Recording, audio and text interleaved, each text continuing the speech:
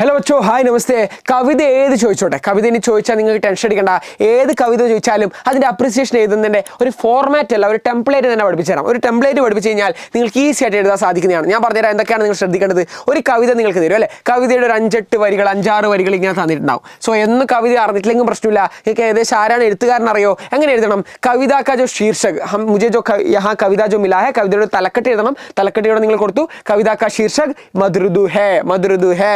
രചയിത പ്രസിദ്ധ കവി ജയശങ്കർ പ്രസാദ് ഹേ. ഓക്കെ, ഇതൊക്കെ സെന്റൻസ് വൈസ് ആയിട്ട് തന്നെ എഴുതണം.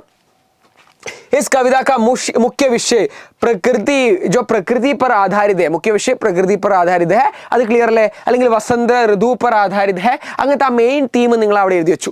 അടുത്തെന്താ? कवि ने इस कविता के माध्यम से हमें यस प्रकृति में वैयक्तिकरण की प्रेरणा दी है. यस प्रकृति में वैयक्तिकरण, प्रकृति में जो बदलाव, इसकी जो प्रेरणा दी है. എന്താണ്, എന്ത് പ്രേരണയാണ്, എന്ത് ഇൻസ്പിറേഷൻ ആണ് ആ കവിതയിലൂടെ തന്നത് എന്നൊരു കാര്യം ഇവിടെ നിങ്ങൾക്ക് മെൻഷൻ ചെയ്യാം. ക്ലിയർ അല്ലേ? കവിത की भाषा सरल और सहज प्रभावशाली है. അതെന്തായാലും നോട്ട് ചെയ്തോ. നിങ്ങൾ എപ്പോഴും കവിതയുടെ ആസ്വാദന ടിപ്പണി എഴുതുമ്പോൾ ഉപയോഗിക്കേണ്ട പോയിന്റ് ആണ് കവിത की भाषा सरल सहज और प्रभावशाली है എന്നുള്ള പറയുന്നത്.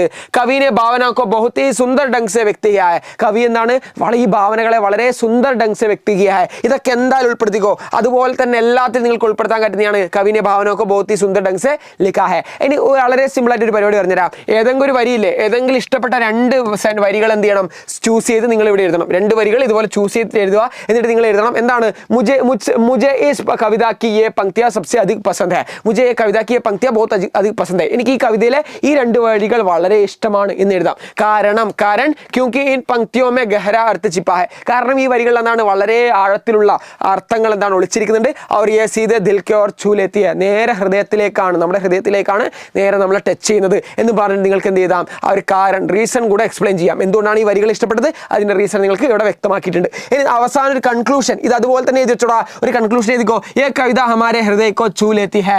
ഈ കവിത നമ്മുടെ ഹൃദയത്തിനെ നേരെ ടച്ച് ചെയ്യുന്നു.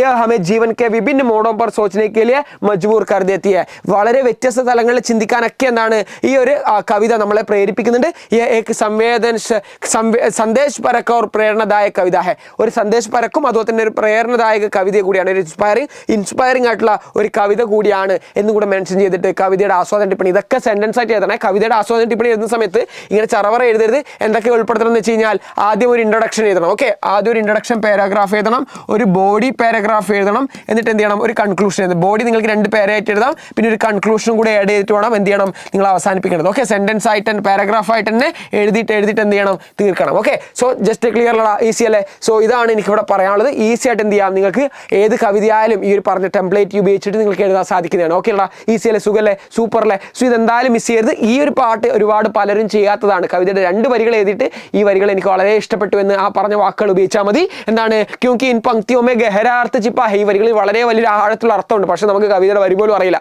എന്നാൽ നമുക്ക് അത് എഴുതാൻ സാധിക്കും. സോ എങ്ങനെയുണ്ടായ ഒരു ട്രിക്ക്, ഈസി അല്ലേ, സൂപ്പർ അല്ലേ? കമന്റ് ബോക്സിൽ ഒന്ന് ഫയർ ഇട്ടടാ. ഓക്കെ അല്ലേ, റെഡി? സോ മിൽത്തെ ഹൈ ബച്ചോ അഗലെ വീഡിയോ में. Thank you.